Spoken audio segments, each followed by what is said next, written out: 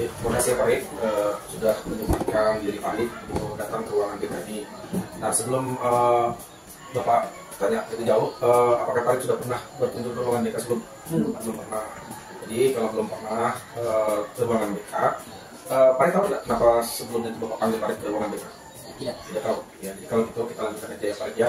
Tapi sebelum kita memulai konseling individu ini, alangkah baiknya kita berdoa dulu. Ya, kita berdoa dulu supaya bimbingan konseling kita ini mendapatkan berkah, kemudian dipermudah dengan segala urusan kita. Jadi untuk berdoa ini Bapak yang pimpin atau Pak yang pimpin? Bapak yang pimpin ya. Jadi kalau itu Bapak yang pimpin doanya, jadi supaya kita mendapatkan keberkahan dalam bimbingan konseling ini, kalau baiknya kita berdoa dimulai.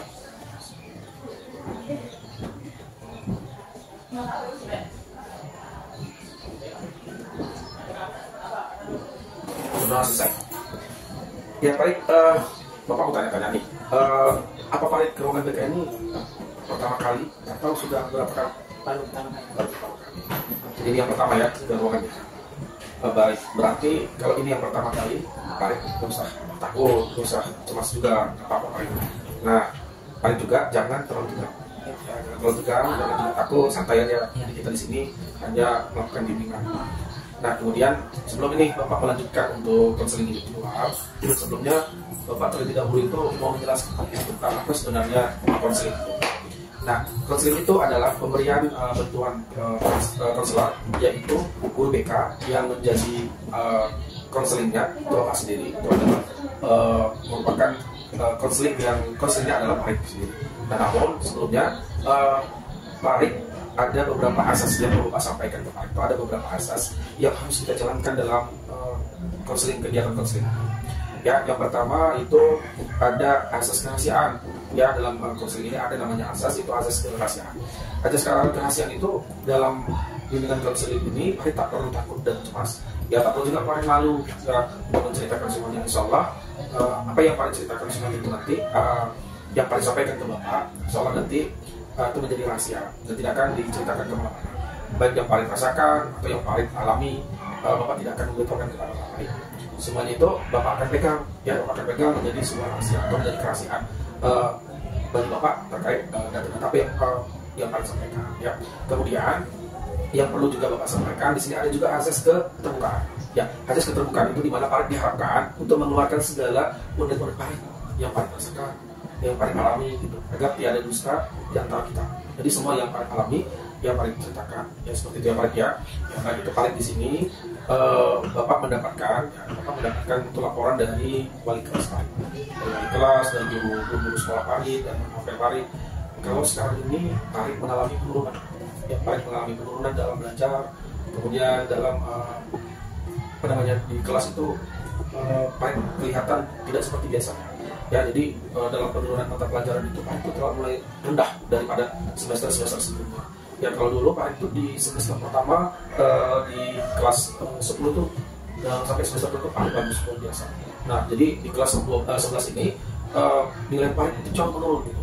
Jauh menurun, sehingga kali ini Bapak mau tahu apa yang menyebabkan nilai Pak Rik itu makin menurun dari tahun sebelumnya dengan tahun sekarang. Ya, dari semester pertama di kelas 10, semester kedua di kelas 10 nilai Pak Rik itu di atas rata-rata. Tapi kenapa di semester ini, di kelas 11 ini ya makin menurun, tidak seperti biasanya gitu. Yang berprestasi menjadi menurun drastis kan. Terus menurut informasi yang Bapak terima, sekarang Pak Rik juga di kelas itu kurang aktif. Ya, yang biasanya Pak Rik itu aktif, sekarang ini kurang aktif. Sedangkan sepengetahuan Bapak, sepengetahuan guru, ya guru kelas, atau wali kelas dan guru mata pelajaran, Pak Rik itu biasanya itu sangat aktif. Ya, kenapa sekarang tidak? Jadi kalau Bapak boleh tahu, apa sih yang menyebabkan hal itu terjadi sama Pak Rik selama ini? Ada beberapa alasan Pak. Yang pertama itu kurangnya perhatian dari orang tua. Yang kedua sekarang teman-temannya mulai nggak asik Pak. Dan juga karena keseringan juga ikutan tes.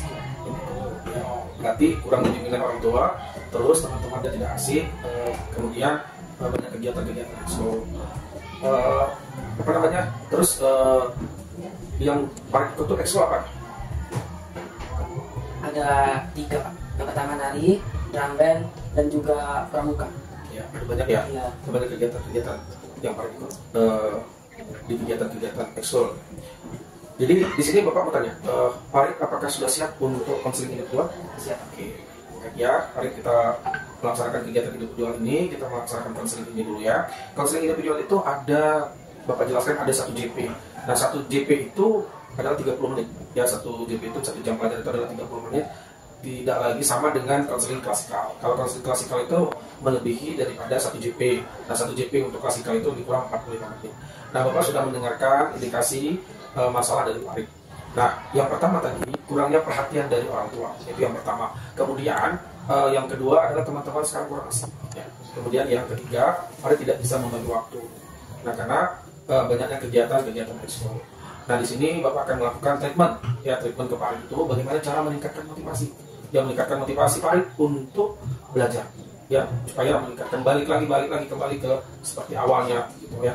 Agar semangat lagi Farid untuk belajar, untuk melaksanakan kegiatan-kegiatan Farid, nilainya kembali lagi normal seperti biasa. Namun ini juga tergantung kepada Farid, gitu. Tergantung kepada Farid, apakah Farid mau berubah atau tidak. Nah, Bapak hanya di sini hanya membantu menjalankan. Ya, Bapak hanya membantu menjalankan. Namun sebelumnya Bapak juga ingin menjelaskan tentang motivasi. Ya, tentang motivasi. Motivasi itu adalah suatu semangat, ya suatu semangat atau dorongan, ya suatu semangat atau dorongan untuk mencapai sesuatu. Ya, untuk mencapai sesuatu. Nah, motivasi itu ada 2, yaitu motivasi intrinsik dan motivasi ekstrinsik. Ya mungkin Farid sudah mendengar, Bapak pernah masuk kelas, ya, pernah masuk kelas juga ke kelas Farid untuk menjelaskan apa itu sebenarnya motivasi. Ya, motivasi intrinsik itu motivasi yang ada dalam diri kita. Ya, motivasi yang ada dalam diri kita dan dalam diri kita yang menumbuhkan semangat kita untuk mencapai sesuatu. Ya, jadi motivasi itu dimulai dari dalam diri kita. Dan motivasi intrinsik itu adalah motivasi yang berada dari luar. Ya, yang berada dari luar. Jadi dari luar itu misalnya contoh keinginan dari dalam diri kita sendiri, atau contohnya kita punya kemampuan, ya kita punya kemampuan. Misalnya Bapak pernah nih melakukan asesmen ke Farid juga gitu, tentang kecerdasan. Itu ada dalam diri kita atau berada dari luar kita. Jadi kalau menurut Farid sendiri, tentang kecerdasan itu berada dari luar diri kita atau dari dalam diri kita? Dari dalam diri kita. Ya, memang kecerdasan itu berada dari dalam diri kita sendiri. Nah, jadi Farid itu punya semua kecerdasan yang Farid miliki gitu kan. Jadi apapun yang Farid alami atau Farid rasakan, namun kecerdasan itu muncul atau ada itu dari dalam diri kita. Kemudian ya Farid ya, apakah Farid sendiri ya mengetahui kecerdasan apa aja yang ada dalam diri Farid sendiri? Seperti apa gitu? Yang seingat Farid kecerdasan seperti apa? Ya, kalau misalnya Farid nggak tahu, ya kecerdasan itu apa? Itu artinya ada kecerdasan bahasa. Ya, jadi kecerdasan bahasa Farid ini kalau ngomong sama guru-guru itu menyusun kata-kata tidak sembarangan, atau misalnya kita berinteraksi dengan teman menggunakan bahasa yang baik, sehingga tidak terkesan bahasa itu bahasa asal-asalan. Nah, sedangkan Farid juga ikut kegiatan-kegiatan lain. Nah, jadi ada kecerdasan bahasa yang Farid miliki, kemudian Farid juga mengikuti kegiatan-kegiatan lain. Nah, jadi itu adalah motivasi-motivasi yang harus kita miliki, ya, yang harus kita sadari. Ya, ada dari dalam diri kita, ada juga motivasi itu berada dari luar diri kita. Ya, ada juga motivasi yang namanya motivasi ekstrinsik. Ya, itu adalah motivasi yang ada dari luar diri kita. Ya, jadi kalau motivasi itu ada disebabkan karena kita melihat nih di luarnya seperti apa, ada kita lihat orang seperti apa, jadi kita melihat itu sehingga timbullah motivasi kita. Aku pengen seperti ini, aku pengen seperti ini, pengen jadi seperti orang ini, pengen jadi itu sebuah motivasi sehingga kita mampu untuk melakukan hal-hal yang positif untuk mencapai suatu tujuan yang kita lihat dari orang lain sehingga itu menjadi motivasi kita. Ada juga contohnya yang tadi Pak disebutkan, misalnya contoh keadaan rumah tangga, kemudian ada juga keadaan orang tua, kemudian ada juga tentang bagaimana cara guru mengajar di sekolah. Nah, guru kadang-kadang bisa saja guru itu mengajar monoton seperti biasa, tidak asik misalnya, atau seperti ceramah gitu, dan atau ada juga yang motivasi dari teman yang paling berpengaruh gitu. Motivasi ini kita dapatkan tidak dari yang lain-lain juga, tapi bisa juga kita mendapatkan motivasi itu dari teman kita. Ya, dari teman kita itu juga berpengaruh terhadap diri kita sendiri. Nah, jadi kalau misalnya motivasi-motivasi yang Farid lakukan sehingga dapat membuat Farid itu lebih semangat dalam belajar, ya. Nah, itu yang sangat berpengaruh. Jadi sekilas tentang motivasi tadi, dari sini Bapak akan melakukan treatment untuk melakukan konseling, ya, untuk melakukan konseling individual terhadap Farid. Nah, melalui pendekatan rasional emosional, gitu ya, Bapak melakukan dengan teknik self talk, ya, melakukan self talk. Atau self talk itu apa? Ya, tidak tahu ya, Farid tidak tahu ya self talk itu apa. Nah, Farid pernah tidak kalau di rumah itu Farid berbicara dengan diri Farid sendiri? Ya, dengan, atau misalnya kita di depan kaca gitu kan. Nah, Farid pernah berdiri berbicara dengan diri sendiri, pernah ya? Ya, nah, itu yang dinamakan teknik self talk, yaitu berbicara pada diri kita sendiri, yang berbicara pada diri kita sendiri. Jadi Farid itu berdialog, ya, berdialog dengan diri sendiri. Ya, Farid berdialog, berbicara dengan diri sendiri. Kok kenapa ya saya seperti ini? Kok aku jadi gini? Nah, aku kenapa tidak seperti biasa-biasanya? Kenapa aku tidak seperti di kelas 10 yang lalu dan sebagainya? Atau kita bicara di dalam hati kita gitu. Nah, bicara dalam hati itu misalnya, self talk itu ada dua. Nah, kalau kita bicara dalam hati, contoh di sini itu seperti kita berkata-kata di dalam hati tentang apa yang terjadi kepada diri kita sendiri. Nah, sini self talk itu Bapak lihat ada terbagi dua. Nah, itu yaitu self talk positif dan ada juga self talk negatif. Jadi Farid harus mengubah dari pemikiran irasional menjadi pemikiran rasional. Ya, pemikiran irasional itu kira-kira menurut Farid seperti apa? Nah, kalau pemikiran irasional dengan pemikiran rasional, pemikiran yang buruk menjadi pemikiran yang positif. Nah, kita sebenarnya juga mampu untuk mensugesti diri kita sendiri, ya. Kita juga sebenarnya mampu untuk mensugesti diri kita sendiri. Seperti orang tua itu tentu ada sebabnya, gitu. Misalnya tadi Farid bilang kurangnya mendapatkan perhatian dari orang tua. Nah, sebenarnya orang tua itu tentu punya alasan, gitu. Bukan tidak memberikan perhatian kepada Farid, tetapi karena ada sebab-sebab. Apakah Farid tahu kenapa orang tua Farid itu seperti itu? Mungkin sibuk kerja. Ya, tentu orang tua kita itu rata-rata kan bekerja. Jadi kalau kita kerja, orang tua itu kerja, berarti kan punya habis waktu itu untuk bekerja, untuk mencari nafkah. Farid tahu nggak kalau orang tua itu bekerja untuk siapa? Untuk saya juga. Ya, berarti kan untuk Farid sendiri. Nah, jadi Farid itu harus bisa merubah pemikiran Farid, gitu. Merubah pemikiran Farid dari pemikiran irasional menjadi pemikiran rasional. Nah, di sini ada tahapan-tahapannya. Dan Bapak mendengar nih, nanti Bapak mendengarkan self talk itu seperti apa. Jadi nanti Bapak akan memperlihatkan tentang konselor Farid. Nah, ketika nanti Farid Bapak perlihatkan itu, nanti Farid menyebutkan self talk negatif yang ada pada diri Farid, yang seperti yang Farid sebutkan tadi.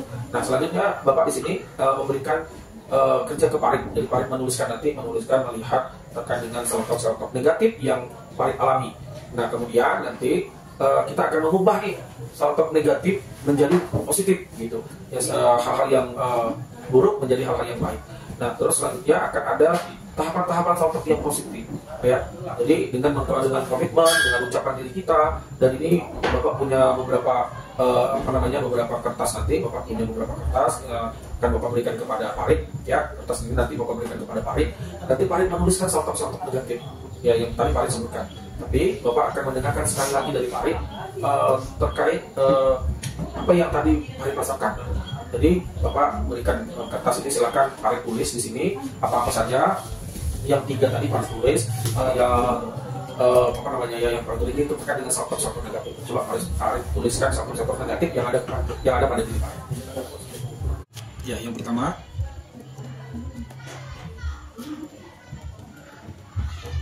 kurangnya perhatian dari orang tua. Yang kedua tadi, teman-teman,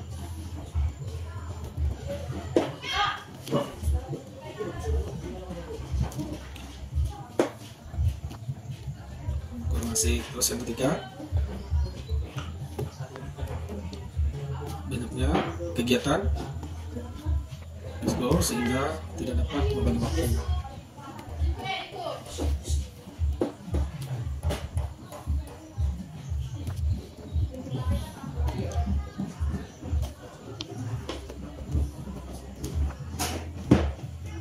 Ya, oke, ini sekarang adalah self talk negatif. Sekarang Farid coba tuliskan self talk positif. Yang pertama,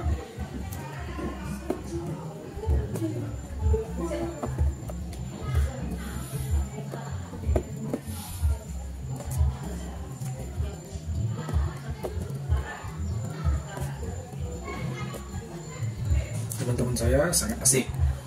Kemudian yang ketiga,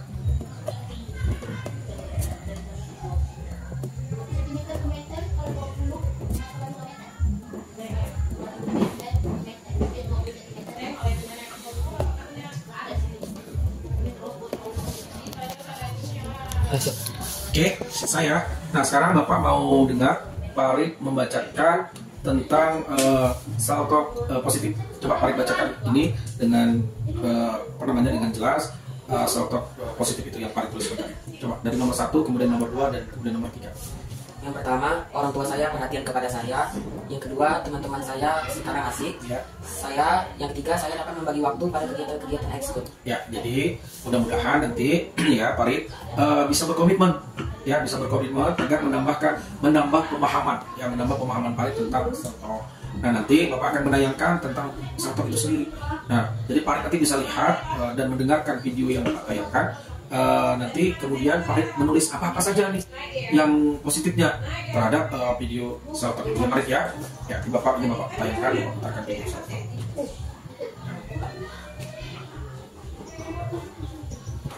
Pernah nggak sih kamu ngerasa ingin bercerita tapi nggak tahu mau cerita sama siapa? Nah, kenapa kamu nggak sama aja? Ada manfaat yang bisa kamu dapat loh dengan melakukan salto secara rutin. Ini dia manfaatnya.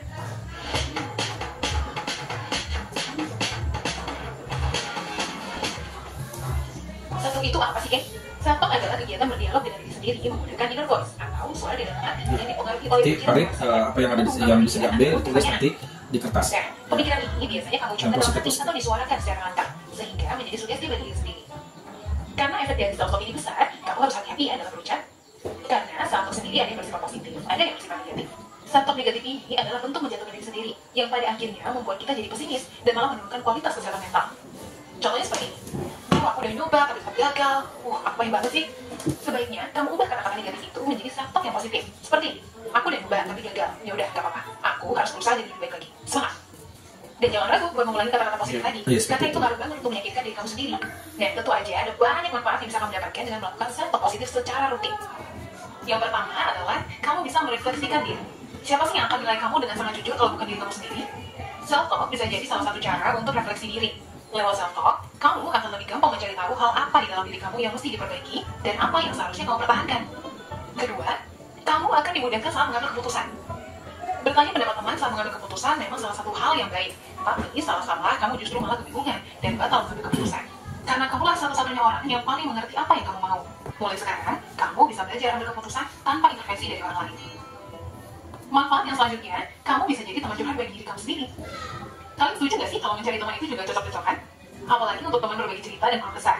Kadang ada topik yang memang sulit untuk diungkapkan meskipun pada sahabat atau keluarga sendiri. Siapa lagi teman curhat yang tersisa?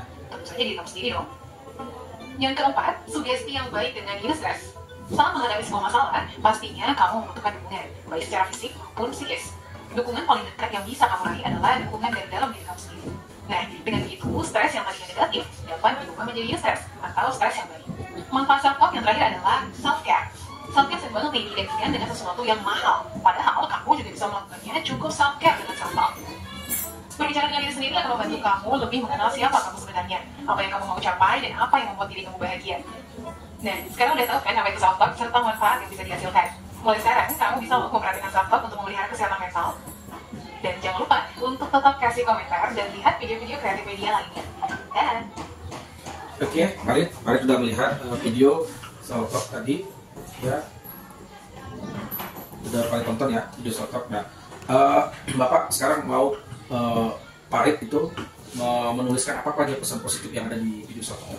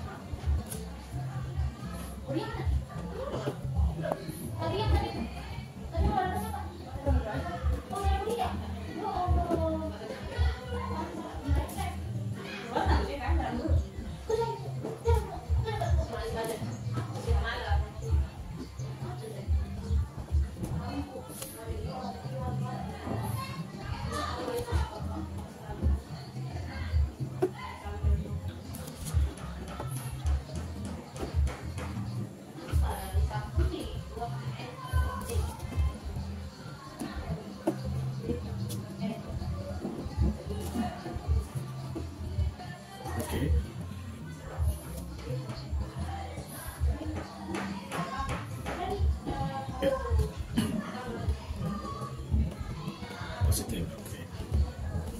Ya, oke ya Farid ya. Jadi itu tadi video yang bisa Bapak tayangkan ya kepada Farid tentang salto. Nah, banyak kan ilmu-ilmu yang kita dapatkan terkait salto itu ya. Nah, Bapak sekarang mau tanya ke Farid, apakah Farid menemukan pesan yang didapatkan dari video tadi? Yang pertama, yang kedua, tadi sudah Farid tuliskan beberapa yang Farid dapat dari menonton atau melihat video salto itu. Nah, kemudian tadi juga sudah Farid tuliskan, kemudian coba Farid bacakan apa yang Farid dapatkan setelah melihat video salto tadi. Dari yang Farid lihat tadi di video, dapat mengubah pemikiran yang negatif menjadi positif, karena salto ini sendiri dapat memberikan pengaruh besar terhadap diri kita sendiri. Dan coba sering-sering bercermin di depan kaca agar berdialog dengan diri kita sendiri dan cari jalan keluarnya, dan coba ubah pemikiran negatif itu menjadi positif. Baik, jadi manfaat salto itu yang pertama tadi yang sudah Farid sampaikan, kemudian salto kita juga bisa merefleksikan diri kita, ya bisa merefleksikan diri Farid. Kemudian yang kedua juga mempermudah kita saat kita mengambil keputusan. Kemudian yang ketiga dapat juga menjadi teman curhat kita, ya dapat juga menjadi teman curhat. Dan kemudian yang keempat juga bisa mensugesti, ya menjadi sugesti yang positif atau yang baik. Nah, yang tadi sugesti yang baik itu contohnya seperti apa yang Farid tahu? Mensugesti, ya berarti artinya jika berpikir positif maka kita bisa mengurangi pemikiran-pemikiran negatif atau pemikiran-pemikiran irasional ya menjadi rasional. Nah, sekali lagi jika Bapak berkata positif maka kita bisa mengurangi pemikiran-pemikiran irasional menjadi pemikiran-pemikiran rasional. Nah, Farid lihat kan tadi di video kita lihat beberapa kata-kata positif yang kita bisa ambil, bisa memberikan sugesti atau mensugesti yang positif atau yang melakukan hal-hal yang positif juga terhadap diri kita sendiri. Nah, kemudian sugesti itu seperti apa? Apa itu sugesti? Nah, sugesti itu meyakinkan diri kita sendiri menjadi lebih baik.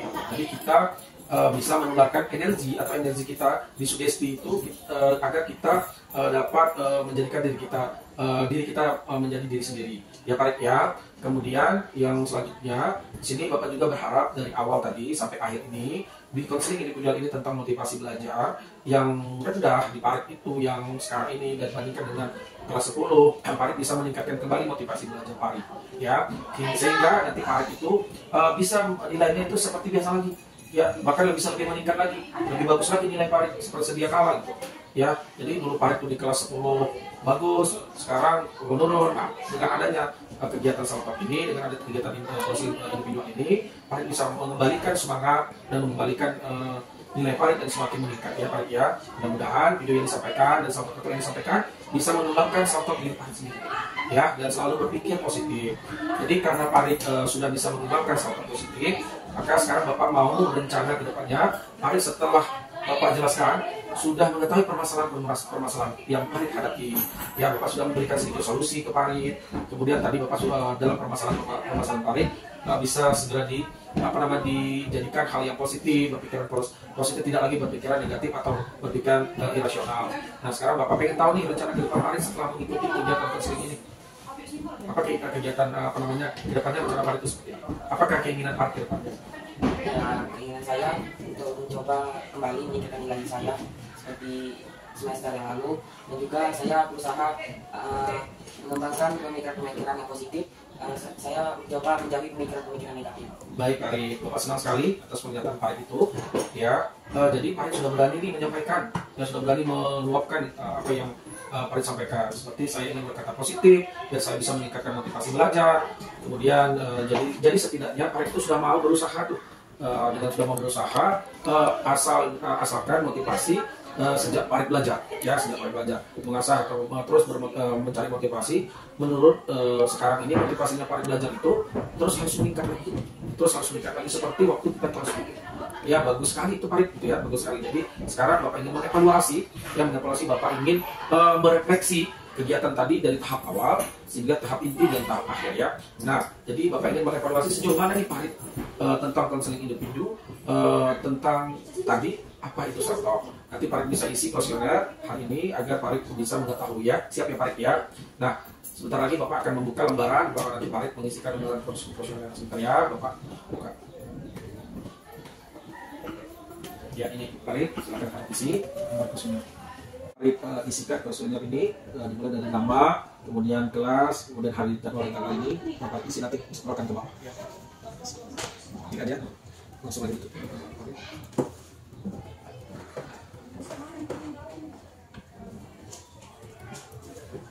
Udah balik.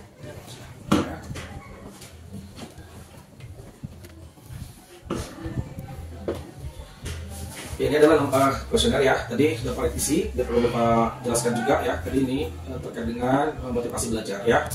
Tadi kalau kalau Bapak jelaskan kalau SS itu artinya sangat setuju ya. Kemudian kalau S itu setuju, kemudian kalau KS itu kurang setuju. Nah, kuesioner itu sudah di Farid isi. Kalau TS itu tidak setuju atau STS itu sangat tidak setuju. Jadi dari beberapa pertanyaan yang Farid jawab ya, yang pertama itu tadi ada optimis, motivasi belajar, dan ada beberapa hal. Kemudian yang kedua itu ada namanya yang paling pilih, kemudian permasalahan belajar, kemudian juga tadi kemauan yang kuat untuk belajar. Jadi untuk merupakan meningkatkan prestasi belajar Farid. Nah, kemudian yang selanjutnya itu nanti Farid isi dengan interaktif jawabannya. Kemudian silakan nanti Farid isi koresponden terlebih dahulu. Nah, kemudian ketika nanti Farid mengisi koresponden tadi, nanti Farid menambahkan nilai-nilainya ya. Ini Farid isi kembali lagi koresponden yang ada seperti identity dan sebagainya.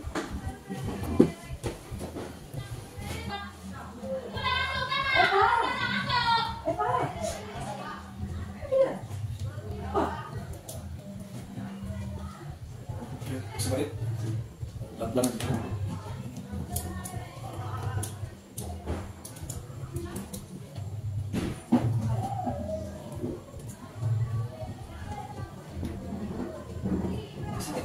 Ya, jelas semuanya.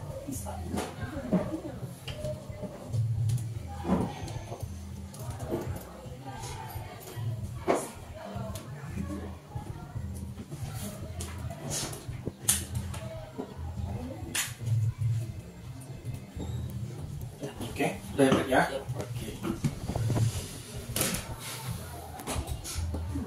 Ya, ini udah Farid isi ya, instrumen dengan baik, dengan nilai yang baik dan skor yang baik juga. Kesimpulan dari Farid sudah bisa mengubah pemikiran irasional Farid menjadi pemikiran yang rasional. Kemudian sebelum Bapak mengakhiri konseling individual ini, Bapak mau tanya Farid, apa yang Farid rasakan ketika melaksanakan konseling individual ini? Apa yang Farid rasakan?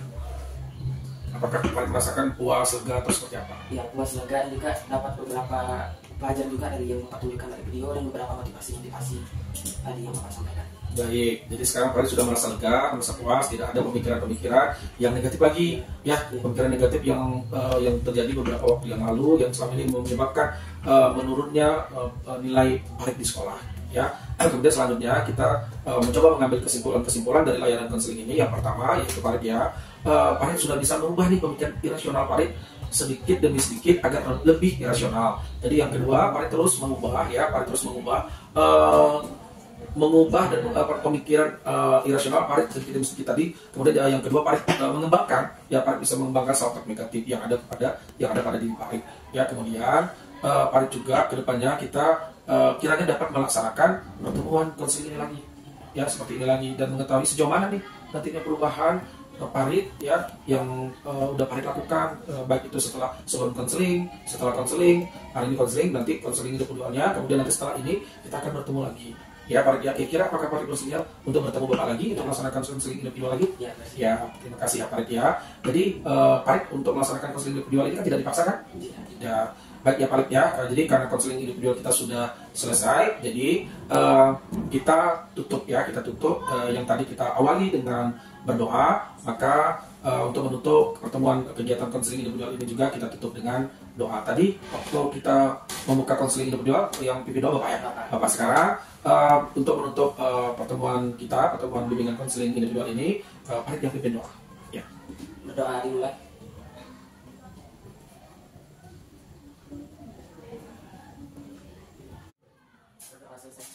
Ya, baiknya Farid ya, terima kasih Farid. Salam untuk keluarga di rumah ya. Kemudian mudah-mudahan Farid bisa lebih mengembangkan soft Farid tadi dan semangat untuk belajar ya. Terima kasih ya Farid ya, terima kasih sudah datang ke ruangan bimbingan konseling. Ya, terima kasih Pak. Boleh, Pak. Ya.